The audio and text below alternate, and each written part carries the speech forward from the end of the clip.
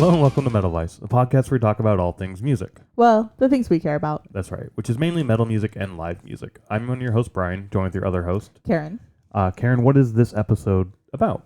This is about the Zakk Sabbath show at the Concord. Yes, this is their Tour Forever tour. Tour, yeah, with the Native Howl. And as you said, it was at Concord. This was December 30th, 2023. Yes. Our last show of 2023. Our last show of 2023. I know when we bought tickets for this, I kind of smiled because it was going to be our last show of the year. Our first show of the year was Anthrax 40th anniversary with Black Label Society. That'd be awesome if it was with Black Sabbath. Black Label Society, which is Zakk's other band that he's in. Zakk being Zakk of Zakk Sabbath, but Zakk Wylde. Yeah. Who's also in Ozzy, or was in Ozzy at one point. I think he isn't anymore. I don't honestly know if he's still touring with... Well, obviously he's not touring anymore, but long-time guitar player for Ozzy. Yeah. We had a friend. I posted on Instagram that we were going to the show, and our friend was like, "Oh, you started with A," and it was Z. Yeah, happy accident there. Yeah, since it was like Anthrax and then Zakk Sabbath. Tickets for this were $30 with $14.92 in fees. Pretty fucking expensive. 50% in fees. 37 cents in tax. $5.50 of that fees though were for the physical ticket delivery and mailing of the tickets to us. So really, you're looking at like $9 in fees or something along those lines. Yeah. $10 in fees, something like that. Still pretty high, but yeah. Going into the show, did you know anything about Zakk Sabbath? No. I just assumed it was gonna be Black Sabbath songs. Yeah, same. I remember talking to a friend a few years back, I think when Ozzy came to Open Air. Oh, okay. And I was talking about that and sort of like, I'm not super excited to see Ozzy. I think he's going to be too old and it's not going to be a good show. Turns out one of the best shows we've ever seen. Yeah, it was fantastic. Ozzy was fucking phenomenal. His voice was great. Everything was great about the show. But the friend was telling me about Zakk Sabbath also, about how Zakk Wylde goes and plays Sabbath covers. And just sort of a tribute band to Black Sabbath. Clearly a band that heavily influenced him growing up. So I was super excited to kind of see this as well. Just you're not going to see Black Sabbath, I don't think, ever again. I don't think they're going to be touring. I don't think they're going to be doing shows. It's just not going to happen, I don't think. Yeah, I would agree with you. So getting something like this, I think we brought this up during other tribute shows we've gone to see where, you know, the whole point is to give a tribute to the band, and people who never got to see those bands now get, maybe not to see the band, but you get to see a pretty well depiction of what the band would have been and a performance that the band would have put on. Yeah. So with these bands like this, Slayer's another one that comes to mind. I don't think you're ever going to see Slayer tour again. Led Zeppelin, you know, bands like that they're just not touring anymore. So getting these tribute bands is a great way to see a show that you think Slayer's done? I do think they're done. Oh, okay. I don't know. I just had this thought that, like, I don't know, 5 years from now they'll be like, we're doing a reunion tour. I'm pretty sure Kerry King's come out and basically said like, yeah, I'm not bringing Slayer back, or I'm not going back with Slayer. Yeah. Maybe it comes back a few years later, you know, sort of like the Pantera type thing where it's not everyone. Pantera for obvious reasons as to why not everyone is coming back, but. Yeah, it's like that's not a bad example for that. But I mean, you know, it's one of those things where the band they get new members. Once again, Zakk Wylde coming on, you know, and touring under the name again, type thing. So maybe you get something with Slayer, but I don't think you do. In any case, I went in knowing this was going to be like a tribute show, and I was kind of super excited for it. In all honesty, the Native Howl though, I had no idea what the fuck that was. So I didn't know who that was, and honestly, I didn't even like really look at our schedule to see who the band was. I just knew there was two bands, so I didn't know anything about them. Yeah, I knew there was an opener. I wasn't sure if there was going to be another opener, but it was just the two bands, Native Howl and Zakk Sabbath. Yeah. Which I'm okay with, honestly. It wasn't. They put on a decent length set. Oh yeah, I mean they did 40 minutes. So. Did they really? Yeah, they did. Oh, okay. So yeah, they did a pretty good. Yeah. Opening set then, better than Omnimarth got with. Yeah, and Ghost. they didn't even like do that much. They did some crowd banter, but not that much. So I mean, really most of it was playing. Yeah. So yeah. But yeah, they came out and they played. I guess let's start with the set list. We did find one. Not much on Setlist FM for them, but this one's from October 4th. And the few songs I do remember are sort of what this setlist was. So why don't you go ahead and read us off what they had? Sure. So they started with Can't Sleep, Sons of Destruction, Harvester of Constant Sorrow, Waco, Devil I Become, Pappy, and they ended with Thunderhead, which is probably about what they played. Harvester of Constant Sorrow, I do remember that song. I don't remember it that early in the evening, though. I don't remember it that early either. I feel like it was a little later. A little bit later, yeah. But Thunderhead was their last track. I do remember them playing that. And so, again, I think this is a good mix of what we saw. If it's not the exact same thing, it's pretty close to what we ended up seeing. Yeah, I would agree there. So I'll be adding this to our playlist as well. But they came out, and first thing I noticed was a goddamn banjo and an acoustic guitar. Yeah. That's nice that you noticed that. So I couldn't see most of this show. I don't know. So I couldn't really see people on the stage, but I could hear the banjo. Yeah. The acoustic guitar starts off with it's sort of a dim light, and then you just hear this acoustic guitar going, and it's like, that's kind of a weird way to start a metal concert. But again, I don't know who this band is. So maybe it's not metal. I don't know. But you usually don't start with an acoustic guitar bit. It's usually, if you're going to have a guitar, it's definitely going to be a heavy guitar riff coming. But no, this acoustic thing. It's like, all right, maybe they're going to replace that. As the night went on, didn't really get replaced. No. I think there were some good electric guitar elements, but mostly the acoustic guitar for sure. Yeah, they had an electric guitar throughout the night. And then the banjo kicked in. I was like, oh, fuck. We're in for something interesting, I guess. And it's just a 4-piece band. The banjo, guitar / lead singer, bass, and a drummer. Yeah. And it came out and was like, this is the best country music I have ever fucking heard. Well, I first texted you. I was like, this is some knee-slapping hoedown metal. Yeah. Hoedown metal. Yeah. I wish we had more room because I honestly, I felt like it was knee, I don't know if you know what I mean by knee slapping. I think I do, but yeah. I don't know. I was just I felt like we need to be doing square some dancing. doing some do-si-do and square dancing and stuff. Oh no, it was a lot of fun. It was a lot of fun. And then you texted back the best country music I've ever heard. Yeah, it did come out very country, and it wasn't until halfway through the set, before Harvester of Constant Sorrow. They brought this up before too, where they play a mix that they call Thrash-grass, which is a mix of thrash metal and bluegrass. Yes. Yeah.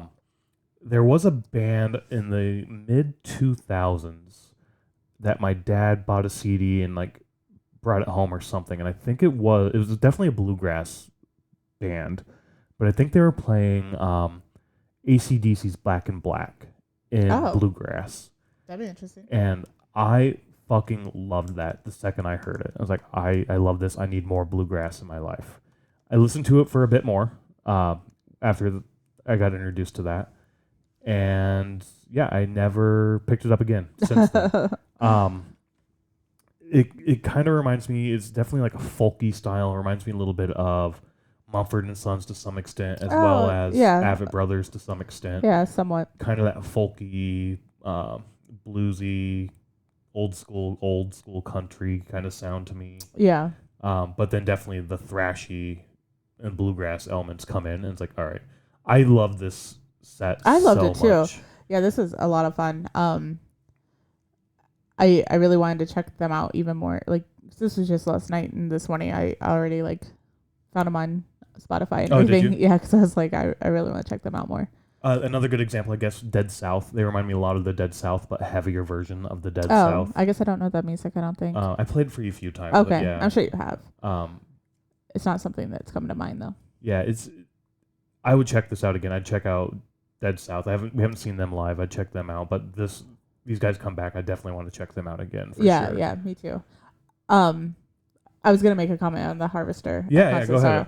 So I can't remember exactly how this all went, but it was it's a medley of Harvester of Sorrow, and then by Metallica. Yep. Is that what's called? The Harvester of Sorrow. Okay. And then Constant Sorrow, or I am a man of constant sorrow by the Soggy Bottom Boys, which I know that song from I don't know what. It's from the movie. Is it Oh, from a Brother, We're movie? Out There. I believe that's the Coen brothers did that movie. I don't remember that movie. And they escape from prison and they go to the record guy back in like the 30s or whenever this was, right? And they're going to produce a record, and the guy's like, I'll give you $5 for every song you write. If it's a good song, I'll give you $10 type thing. Okay. Per player. So the 4 guys come in. They found this guitar player who sold his soul to the devil. This blues musician, like, sold his soul to the devil. He's with us too. So they go in. Turns out the guy's blind who's going to give him the money. They sing this song, I'm a Man of Constant Sorrow. The guy goes, all right, that's $5 each. How many is in your band? And they're like, well, there's me, the brothers, our guitar player, and then the 6 other guys that are with us playing instruments. All right, here you go. So they're like just conning, like George Clooney's character is just like a con man who's always trying to con his way through things. Oh. But that's where that song came from. Oh, okay. And yeah, they were like, I don't know that movie, but I know I've heard that song. yeah, but they're like, this song is the perfect amalgamation of what we're trying to do. Yeah. Thrash metal with Harvester of Sorrow, and the bluegrass with I'm a Man of Constant Sorrow. Yeah. It's a good song to like put Harvester of Constant Sorrow. It was fine. I want to listen to it not live. Okay. I didn't like how it melded together. Oh, live. I did. I didn't think it flowed that well at times. Oh. Other times it flowed really well, but there were like the transitions between the 2 songs that felt very harsh to me. I didn't feel like they transitioned that well. I guess I kind of liked the harsh where it's like, this is what we're doing, and now we're doing this. Yeah, I liked it. I don't know. It's just my own opinion, I guess. Which is fair, right? Like, I understand that approach that, like, boom, here's harsh between the 2 styles. I would have liked a more flowy, like, it easily flowed into one and the other. That's just my thought, but I want to listen to it again, not live, but as a recorded song, and see if that same harshness comes through. Yeah. Or maybe it's just sort of a part of it being live, that harshness, came through type thing. Yeah. But that was definitely one I wanted to check out again. Sure. Yeah.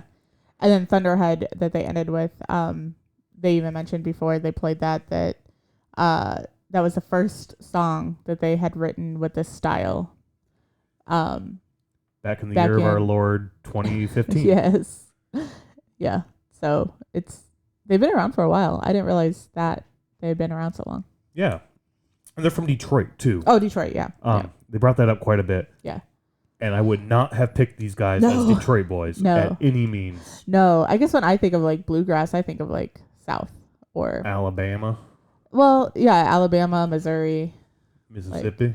Mississippi, yeah.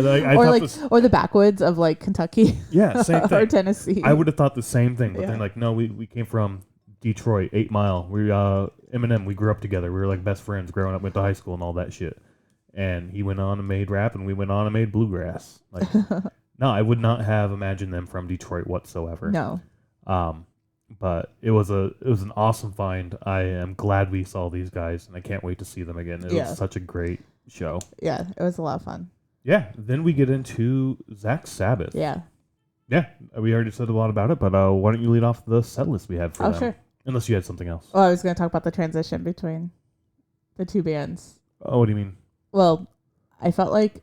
So talk about the transition between the 2 bands before getting to Zakk Sabbath. So there was just the 2 bands or whatever. Yeah. And it got to the point where they got done at like 8:40. Yeah. And then everything was set up. Everything was ready. And then it was like nothing was going on. And I was just like, okay, well, what time's Zakk Sabbath going to go on?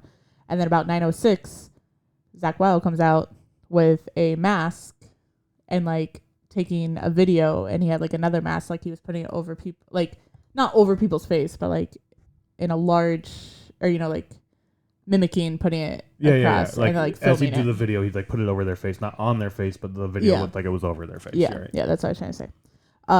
And then he went off the stage again after that. So was it a mask or was it just a beanie with sunglasses he had on? I thought it was like a mask. I couldn't tell. I thought it was just a beanie with like. I mean, I only saw him for like coming out, and then like the ones that sort of hang down over your. I could only ears. see him for like a split second between like 2 people's heads, but I thought it was a mask. But anyways. Yeah, I don't know what he was wearing, but he was definitely wearing something and doing that. I kind of feel like he did the same thing for Black Label Society at Anthrax. I kind of have a vague memory of him coming out right before they went on stage and did the same thing, like getting the crowd pumped before coming out with the band. I don't remember that during Black Label. I remember during Black Label though, when they were like tuning or like switching out guitars or whatever, he did get his phone out of his pocket and like record something. Oh, did he? Okay. Yeah. I don't remember what the whole thing was. Yeah. We have an episode on that. I'm sure we talked about it. Maybe. I doubt it. No, I think we did. Did we actually? I think we Okay. did talk about Okay. it. Yeah, because it was kind of like a funny moment or whatever. Okay.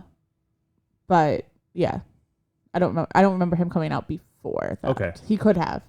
Yeah, I don't know. I had a vague memory of that happening when it happened last night too. Like, okay. That may have happened then too at their Black Label, but I can't remember. No, there was like I think with Black Label it was like in the middle, like Okay. when they were taking their little break. But I don't know. I just thought it was a really long break in between two bands. It did feel like a long break between the two bands. Yeah. They usually have music going over the speakers during these breaks and whatnot. Cemetery Gates from Pantera was playing. Oh, I did hear that, yeah. And I was wondering if they were going to go on after that, and I can't remember if it started after Cemetery Gates or not. Oh, yeah, I don't know. I was trying to pay attention, and I kind of got distracted thinking about other things Yeah. or listening to other conversations, and I don't know. Yeah, unfortunately, maybe not unfortunately, but I was listening to the two gentlemen talk behind us. Yeah, same. Because So was I was like yeah. really interested in their conversation. Yeah, you had the one guy who was like a little drunk. Yeah. And then the guy from the Burbs, he was talking to him about how the Burbs suck and how we should live here. Yeah. I was like, you're not wrong. But also, I'm not going to tell somebody like, you should move to the city and spend more money to live in the city. Yeah, I don't know. I was paying attention to that conversation. Yeah. But then they did finally go on eventually. I just don't remember if it was after Cemetery Gates or not. I was trying to pay attention and got distracted. Yeah. But what do we have for a set list for them? So their intro track is Super Czar. And then they started with Supernaut, Snowblind, Symptom of the Universe. There Must Have Been a Melody of Orchid. Under the Sun, Tomorrow's Dream, Wicked World, Fairies Wear Boots, Into the Void, another melody in the background of Embryo, Children of the Grave, Lord of This World, Hand of Doom, Behind the Wall of Sleep, Basically, NIB, and they ended with War Pigs. And obviously these are all Black Sabbath covers. Yeah, a really good set. I was hoping for Heaven and Hell. Okay. Didn't get that track. It was kind of a long shot, I felt like, but it's got such a great bass bit. Like the beginning's just bass, and the bass goes throughout, and it's slow, and then builds up toward the end. I love that song so much. A good example of Dio in Black Sabbath, in my opinion. I just love that so much. Yeah. They ended on War Pig, and I kind of assumed they would end on War Pig. I also kind of assumed it would be Iron Man and War Pig as your final two tracks. Oh, yeah. I knew that there'd be something more. I didn't know any of these songs, actually. I guess I don't know Black Sabbath that well. I know, like the popular ones that they play on the radio or whatever, but I knew like towards the end it would be something that I recognized. Yeah. And I assumed it would be, like I said, Iron Man and War Pigs, because everybody knows Iron Man and everybody knows War Pigs. I hoped that War Pigs would be the closing track, and when they start playing War Pigs, it was, all right, so this is probably close to the end.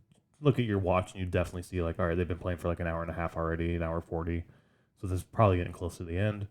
But they're going to end on Iron Man. That's weird. I would have put Iron Man, then War Pigs if I was doing it personally. And no Iron Man, actually. Just War Pigs. And I'm not sure how I feel about that. I'm kind of glad they didn't play Iron Man. It seems like it's overplayed quite a bit. Like, that's one of the main ones you always hear on the radio.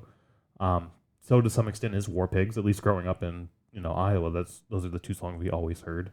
So I don't know. But I'm glad we got War Pigs. The crowd got super fucking into it at the end. Super loud singing from the crowd was just awesome. Yeah. But overall, I really enjoyed the set. Those were just the two callouts that going into it, like, I expected or had hoped to hear those two tracks, and we didn't hear either of them. Heaven or Hell or Iron Man. So interesting, I thought. Yeah. Oh no, I didn't. I mean, like I said, I don't know much Black Sabbath songs, except for what's on the radio, and I didn't realize how many guitar, which makes sense that Zakk Wylde is playing this, but like how many guitar melodies are in between the lyrics and everything. Yeah. I don't know if that makes sense, what I'm saying. Yeah, I mean, Sabbath is, when I think of Black Sabbath, I definitely, if you were to put them into a genre today, they're considered like OG metal, I think. Like, Yeah. I mean, they founded heavy metal. So, yeah. No, I would agree there. But if you were to put them in a category today, I think they'd be more closely associated with Doom, in my opinion. They're definitely, like, they're slower songs. They're not as heavy. They're not as fast. They sort of have that slower bit. Okay. And then when you think of like Ozzy's vocals in there, it's not high-pitched growls or screams. It's sort of this low sort of vocals coming in and whatnot. Okay. That's how I take it. I would disagree there. Yeah, to me, it's more doomy. So, like, if you think of today's metal, they're closer to Chemist than they are anything else, I would say. Maybe a little bit Chemist, but Chemist has a different doom aspect than what I don't know. It's hard to genreize anything, but I would not consider this doom, in my own opinion. I don't know what to consider it, but I would not consider it doom, in my opinion. Okay. Not with Ozzy's voice. It's, I guess in my mind, Ozzy's voice isn't that doom, like drawn out lyrics and everything that doom has. I mean, there's moments for sure. Okay. Where it is. I don't think we're going to agree on this. We're not going to agree on this by any means. But yeah, you were saying like the long drawn out bits in between the vocals, and then you have like a long melody and sort of guitar and bass go on in between. To me, that's another thing that happens a lot in Doom is you have a chunk of singing, and then you have just instruments in the back, and then a small chunk of singing, and then more instruments sort of going in, which is I think similar to a lot lot of music. Yeah, I was gonna say Metallica does that, so I mean, they're not too metal. I don't know. I know what I'm trying to say. Okay, in any case, it's just hard to explain it. But there were a lot of that where it's like the long bits and definitely guitar heavy elements for sure. But what I was gonna sorry. Go ahead. I was gonna say what I was gonna say about that is I didn't realize how many of those long guitar melodies there were, and I found myself really getting lost and uninterested. You're not a big fan of just music. Yeah. You need the vocals, which I could do without the vocals. Yeah. I do really appreciate vocalists. I appreciate what the vocals add to a song, especially if it fits really well into the song and the structure. But that's not my primary focus. And it's definitely the music for me that is the focus. So I can definitely see where you would sort of get bored to some extent. Yeah, yeah. I don't really want to say I was bored. I don't think I was ever bored during the performance. I think I just my mind started wandering, or like I would, just kind of get disinterested in what's going on. Really, really big bass elements in this too. Yeah, just a 3-piece band with Zakk on vocals and guitar, and then you have Robert Nicholson, right, on bass, and then Joey Castillo on drums. Oh, you might have it right. It might be double L for Castillo. Sorry, we fucked your last name up there. Yep, sorry. We don't pronounce things very well. Very and I don't pronounce very well. Yeah, all that. Yeah, I was surprised about that because when they first came out, it was all instruments and there was no vocals. And I kind of got worried. I was like, are they going to have a vocalist? Is there no vocals? Is it just the instruments of playing the Black Sabbath songs? I don't know. I don't know. I think I had too much worry. Not anxiety about it, just too much worry about, am I going to enjoy this through the night? And I did. But I think I was constantly worried about that. I mean, I don't know. It's a new band. You don't know the music, so I guess. But at the same time, whatever. It's live music. Just go and have fun. Well, that's what I kept telling myself. Trying to tell yourself. Yeah, sorry. I don't want this to get into my mental state, but I just kept thinking to myself, just focus on the music playing. It's okay. Yeah. But yeah, like I said, very good mix and arrangement. I felt like the guitar sometimes is so overpowering the bass that you can't really pick it up. But no, like the guitar levels in terms of volume were just right. The bass was just right. Like everything melded well. Nothing overpowered anything else. It sounded really, really good. Probably one of the best sounding shows I think I've seen in a long time, honestly. I don't know if you I had thought it was fine. Yeah. that thought too. Yeah. Yeah. I mean, I guess I didn't even think about being able to hear the bass. We could hear it. I don't know. Yeah, but I'm just saying, like, Yeah. it's so easy to be overpowered sometimes, and a lot of times it is in the past. Like, think of Decibel, right, where the saxophone was. Yeah, you no, couldn't I hear the understand what you're saxophone saying. at all, Yeah, right? I understand So, what you're saying. yeah, Yeah.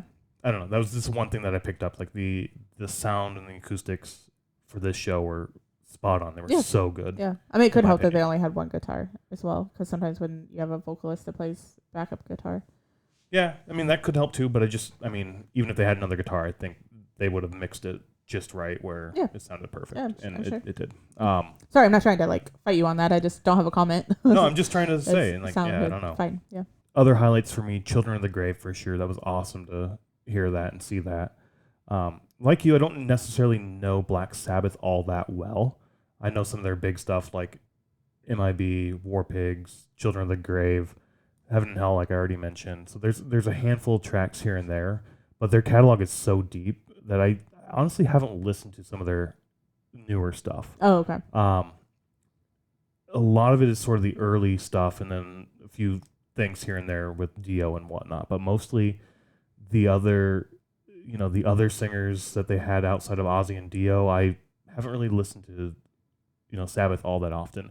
I appreciate, again, that, they are the foundation of metal. This is where metal came from. Sort of the sound and the look started here and then sort of evolved.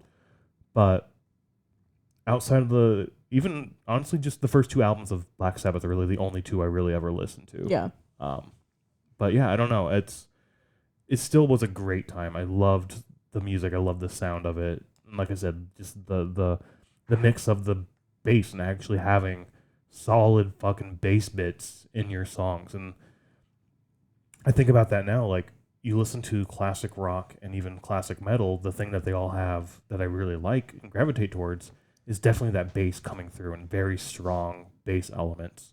And some newer music, you don't always get the bass, unfortunately. It's a lot of guitar forward aspects. And that's fine, but the bass in the background holding it together, if you can't pick that up, it's just sort of like meh, in my opinion. It's still good, but it's sort of like eh. And I've gotten better at it through the years. Like even through Slipknot, I could, for the longest time, couldn't find the bass. Oh, yeah. But now I'm picking up the bass, like especially the early on, like Paul's stuff. I can like, oh shit, there's the bass. It's always been there. Okay. So yes, the bass has always been there. yes. But I mean, no, they just added that. I'm finding it now more year. and more. Unlike, No, I've noticed that even this year, just going to more shows. Like I think we talked about that during a few episodes where I have noticed the bass bits a lot more. Can pick out the guitar riffs and the bass bits, and just pick out more things more often. Yeah. So during Zakk Sabbath, was there like a bongo on the drum set? Yeah, there's definitely bongos. Okay. As well as cowbell. I couldn't see that at all. Well, I mean, I couldn't either. Okay. So I didn't know if it was on the drum set or if it was like a backing track. It's probably on the drum kit somewhere in there. Okay. Yeah. Yeah. But there's definitely like bongo bits for sure. Yeah, because I was like, I think that's bongo. Yeah. And like I said, the cowbell, you get that every now and then. So. Yeah. There was a moment where one of the guys that was standing in front of me ended up like moving over to the pole area, or like the pillar. And then I was able to see a lot more of the show because there was like two really tall guys in front of us and then like right in between. So, and luckily that was where like Zakk's microphone was. So whenever he was like in that space, I could see what he was doing. But otherwise I couldn't see anything. Yeah, we were on stage left where we're typically always at for some reason. I don't know why. We always gravitate. Yeah, I don't get it. Stage left. But that was Zakk's side, so he spent most of his time over there. There was a riser that he would stand on from time to time. Oh, maybe that's when I could see. Okay. Yeah, maybe that's when I could see better. And he'd do his... Otherwise, I could just see like this much of his face. Yeah. And at the end of the song, he'd do his thing where he like bends down to grab the guitar and holds it above his head. Oh, okay. Yeah. Did that a lot during Black Sabbath or Black Label Society too. So just a common thing he did, I guess, or does, I guess, where it's like sort of... Yeah, just part of his performance probably. Yeah. You couldn't check out most of the performance, you said. The performance for me was fine. There wasn't hardly any crowd interaction. Yeah. There was a few bits where it's like, Chicago chapter, let's hear you, and then there would be a singing part as, to help with the song, or to clap as part of the song. There was no crowd interaction in between songs whatsoever. No. It was just you go straight into the next one. Which I kind of like, but also kind of didn't like at the same time. I want you always some. get so mad when like there's no crowd interaction, but then when there's too much, you're like, shut up and play. Right. There has to be the sweet spot of crowd interaction. This was right on the fringe because there was that crowd interaction for the songs. But in between the songs, talking and introducing the bands and just like saying how was Howling, the Native Howl. What do you guys think of them? There wasn't really any of that. So I don't know. One thing I thought of was Zakk might not be the best front person for a band. See, I was thinking the same thing because I felt the not same. Saying like he's not a good performer or anything because he's fantastic. Yeah, no, I'm is. saying like that front person. No, yeah, I agree. Like I was thinking the same thing where it felt the same way with Black Label Society where I don't think there was any crowd interaction there wasn't, either. No. If there was, it was very minimal again. Yeah. But he can fucking play the guitar. He's one of the best guitar players right now, possibly ever, in my opinion. Yeah, I thought he's so fucking good. Him or Nina Strauss, probably right now. From like what I've seen anyway. Yeah, but I mean he really is one of the greatest guitar players probably of all time. I would agree. So he can fucking play the guitar and he has a good fucking stage performance while playing. That crowd interaction aspect of it that you get with a front person, like Corey Taylor, for instance, you know that's a different role. It's a different person who can do that sort of thing. Not everybody has that sort of gravitas or that stage presence to do that particular role. Yeah. I think Zakk does just fine as the lead guitar player and as the lead person. But also it's not the greatest, right? Yeah, it's just not that. I don't want to say what's normal, but it's not what other front people do. Right, exactly. Like I said, you would consider Corey Taylor one of the greatest front. I would consider Corey Taylor one of the greatest front people of all time. I would consider Zakk Wylde one of the greatest guitar players of all time. But I wouldn't consider Corey Taylor one of the greatest guitar players, and I wouldn't consider Zakk one of the greatest front. Like it's one of those things that you can't be. It takes a really rare person to be great at both type things. You know what I mean? Yeah. No, I understand. But that was the one thing I did notice about the performances. It was just sort of meh.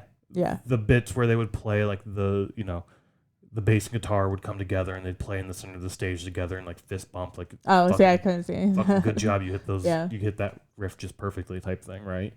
Mad respect to you type thing. That was fun. That was entertaining, but at the same time, it was repetitive. It was over and over and over. So from a stage performance standpoint, from a show performance standpoint, it was okay to fine, right? Yeah. I was going to say that with everything that I could see of what Zakk was doing, it's the same thing for almost every song where it's like playing really, really fast and then, maybe do a little bit behind the head or, and like what you were saying, like hold up his guitar afterwards and stuff like that. It was the same thing over and over. So. Yeah. I don't know. It's fine though. Sorry, I felt like I'm complaining now, but no. I mean, that's the one. Like, there's no show aspect to it. Yes, the musical aspect of it was phenomenal. Yeah, which I think is why people probably go to see it. That's the main reason you're there for sure. But at the same time, I'm there for the show as well. Like that's part of live music is the show and the music. If I just wanted the music, I'd listen to it at home. Yeah. But I want the show and the music together. The show aspect, not the greatest. The music aspect, pretty fucking close to perfect. Right. Yeah. And Zakk, again, just so fucking technical and good at what he does when it comes to playing guitar, that playing behind the head type thing. I don't know if that's easy or hard. Maybe it's easy to do certain things, but I definitely would never be able to do that, or not in the next 10 years at least. I don't know. I'm sure there's some moments where people can say, like, yeah, if you do these 3 notes just repetitive over and over and play them faster, that's easy behind your head.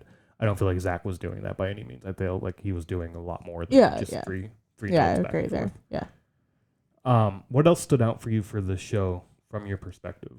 Towards the end of War Pigs, there was a moment where I think there's a bar in the back, but like Zakk comes off the stage through the crowd, jumps up on the bar, and then does his whole guitar bit there. Same thing, play behind his head, play to the people that are in the, I think there's like lounge seats and stuff, and then play to the crowd.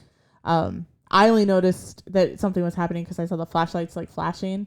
I was like, something's happening, and then all of a sudden he was like beside us, like walking by. So that was, as you said, during War Pigs, and when that first started, everybody's fucking phone went up, and there was a person behind us who had their phone up too, but they had like their flash on. Oh. So I noticed that, and I hate when people have their flash on. I kind of like turned around and looked at them. Other people must have too or something, because eventually they put the phone down, turn the flash off, and then put the phone back up, I'm assuming. Okay. But it was a little while later, I saw a light like that again, like a flash. I was like, what the fuck? Who was doing it now? And I turned around again, and it was security with their flashlights this time. But I thought it was somebody with their phone, like having the flash on. And then I did the same thing, like, oh shit, somebody must be hurt or something. So then I looked forward and saw another flashlight, like coming back from the front. I was like, oh, yep, somebody's probably hurt, probably trying to get them out. That's cool. Security's doing their job, doing what they need to do. And then boom, Zakk's right there walking back. I was like, oh shit, okay, fun. The guy that was beside me, like, I think noticed it too, and like, so I think it was just reaction, but he like got his phone out to like take a video or a picture, but he like backed up, like to get in the shot, and I'm like, whoa, like I put my hand out, I'm like, you can't do that, like there's not room for that. Like I understand what he was doing, but I'm just like, your shot's gonna be whatever you get a picture of, because you can't just back up and get a wider shot. Oh, I see what you're saying. Yeah. Gotcha. Yeah. I do remember standing in line to get into the venue, that there were some people talking, and I overheard them basically like, yeah, he's going to be on the bars just playing. Oh, really? And I assumed they meant like Zakk. And it's like, oh, so Zakk's going to walk over to the bars? And like, I don't think so. Whatever, maybe. But no, that's exactly what he did at the very end of the night. Maybe he's done that at every show then. Maybe. But that was kind of cool. Just bringing, the show to the people in the back and whatnot. And after, though, the bar performance went right back up the same path he came down, and then basically over. They said, I think it was over like right after that. Yeah, they said goodbye. They came out, did their bows and shit. Threw some pics out into the crowd. And did they? Sort of left. I didn't even notice the pics part. I wasn't sure if we'd get an encore or not. Because again, I assumed War Pigs, if they did do an encore, that would be the encore in the end of the set. And no encore, just sort of lights came up and everybody started leaving. All in all, though, I thought it was a fun little show. It was a fun night, yeah. Price wasn't bad, $30. Yeah. Thinking about it, though, I don't know what we paid for Damaged Justice. $12. Yeah, Damaged Justice with Sabbatha and Giznad at Reggie's earlier this year. Actually, that looks like that was our first show. So Anthrax was not our first show. No, but that was our first like big show, I guess. Yeah. But our first show was definitely that Damaged Justice show. $12 for that show, and we got a Sabbatha, which was a Black Sabbath, Ozzy, and Dio sort of tribute band. Yes. I think they did just as good, if not necessarily better than Zakk Wylde. Because, I mean, Zakk Sabbath, they had Zakk Wylde, as we said, one of the greatest guitar players to ever live. So that's got to speak for something. But for $12, that was a really good fucking show. Yeah, Sabbatha had that lady that she could fucking shred, too. Holy shit. Yeah, like, I actually thought about them that night. I was like, I wonder if they're here. I don't know. Yeah, I can see them for sure being there. Because they're from Chicago, the Chicagoland area at least. Yeah. But I don't know. Yeah. I think this is where I go, because, I mean, technically this is a tribute band. And we talked about this with the Metallica tribute band. Damaged Inc. Not Damaged Inc., the one before that. Motor Breath. How there are a dime a dozen tribute bands are. And, like, it's... And for that show, we paid $25. Granted, it was part of the M72 weekend takeover. But I was kind of disappointed at the beginning of that performance with the Metallica tribute bands that it was $25, because I was like, this isn't worth $25 to me. So if you think about Zakk Sabbath as a straight tribute band, granted, you're probably paying a little bit more for Zakk Sabbath. For Zakk, yeah. But if you think about just as a tribute band, I would not pay $30 to see a tribute band. I don't know. I might, honestly. Really? I don't know. I might. $30 for a small show makes sense to me. See, I think like $15 to $20 for like a small show. And then, I mean, because if you go through our list of this year, like Static X was $30. Yeah. And we only saw 2 bands, but there was 5 bands there. Yeah. Was that part of a BOGO deal, though? Oh, was it? It may have been. I can't okay. remember. Okay. That may have been part of like a BOGO deal, so that's why that one's so cheap. But okay, well, even the Whitechapel was $25. No, I get what you're saying. I get what you're saying. That like. Yeah, I mean, you're paying for the name, Zakk Zakk Wylde, but if you think of it just as a tribute band, I don't think it was worth it. In my opinion, that's my opinion. Yeah, no, I think it was a fun night. I think the price was right at that range where I think it was worth it for sure. Okay. If it was $10-15 more, maybe not. Maybe that would have been pushing it a little bit. But I was fine with the price we paid and what we ended up getting. I was just saying, I would have had just as much fun seeing Sabbath. Instead of Zakk Sabbath. I see what you're saying. So not necessarily the ticket price, but yeah. Just like this performance was really, really good. Sabbath's performance also I felt was really, really good. Yeah. So yeah, I get what you're saying. Yeah. Yeah. Other than that, this is your 3rd time at Concord. Yes. All 3 this year. Yeah. I know the first show we went to you loved. The second show, you liked it still as well. That was with Wage War, and now this one.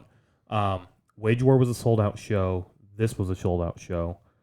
Pop Evil was not. No, not by any means. Pop Evil was awesome though, because we stood at the back, but we were like still in front of the pillars. I think like in the middle. So I mean, that was pretty cool. This we showed up right at doors, and the line was crazy fucking long getting in.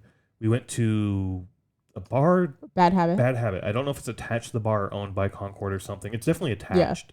But I don't know if it's owned by Concord or not. But they had some sort of deal where you can get express entry into the venue if you bought a War Pigs beer. War Pigs is a brewery out of Indianapolis. If you bought a beer from them, because they did like a tap takeover or something. We ended up getting a beer, waiting for the line to die down, thinking it would. Didn't do the express entryway or anything. Didn't ask about that. Just sort of left and got at the end of the line. Line was still pretty fucking long. Only about a 10-minute though. Yeah, 10-minute wait. Yeah, it wasn't bad. Not bad it was at all. moving. Yeah. But this was 7:30, 7:40 or something by the time we get in, and it was already fucking packed to the brim. Like so many fucking people already. Like it was hard to get to the restroom when I needed to walk over there. The age of the crowd was up there for sure.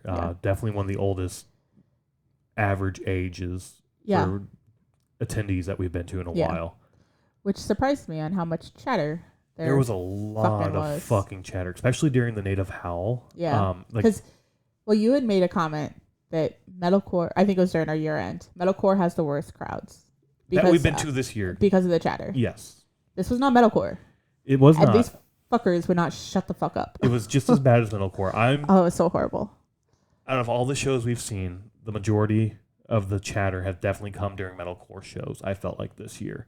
This is another exception where there's a lot of chatter, and it was very annoying. And I thought the same thing where I was like, it's clearly not an age thing because the average age here is much higher. Yeah. And that's what you said metalcore was, because it's like younger people going. Yeah. But I mean, these people are...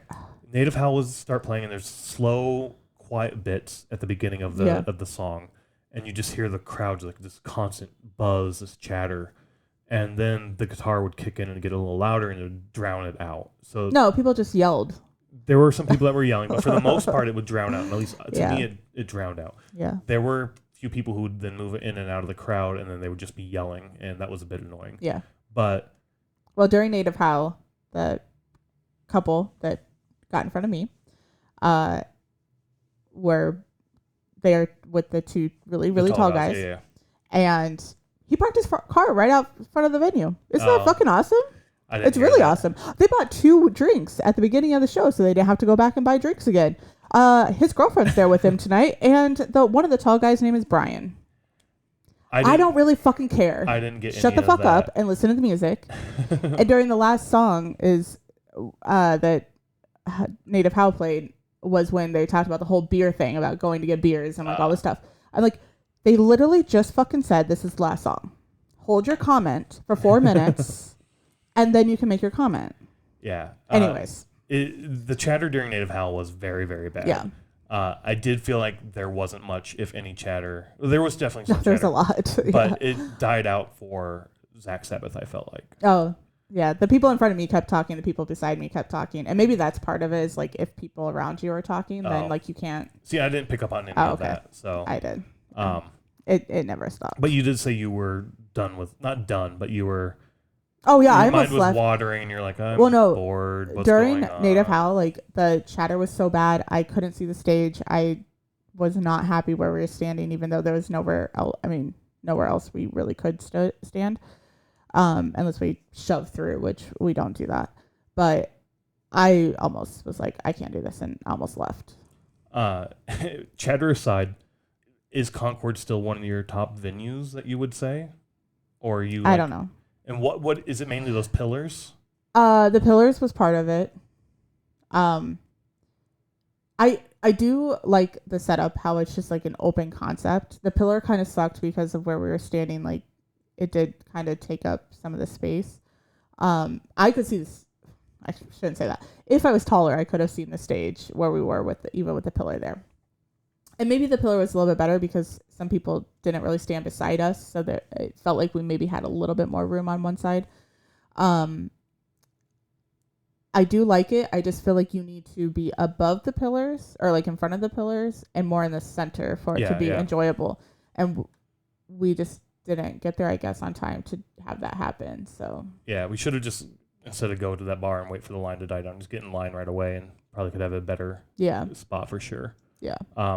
I still like the Concord. I do think you need to get there if it's a sold out show early enough to get in front of those pillars. But yeah. Yeah.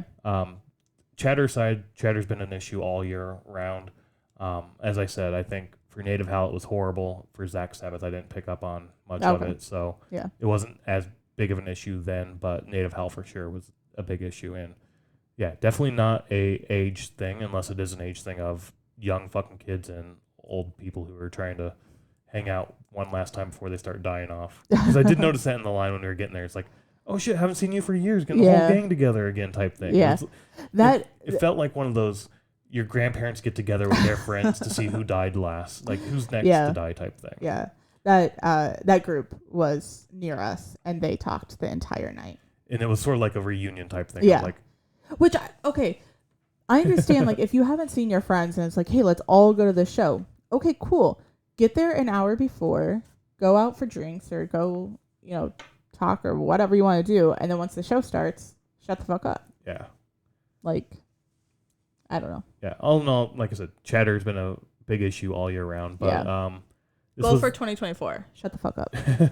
A good way to end 2023. No, it was. Been a good year all around for music. The most shows we've ever seen. So yeah, it was a blast this year. We'll see what next year brings, but hoping for more live music and whatnot. So get out there and enjoy some live music, and don't fucking talk during the performance, please. Bye.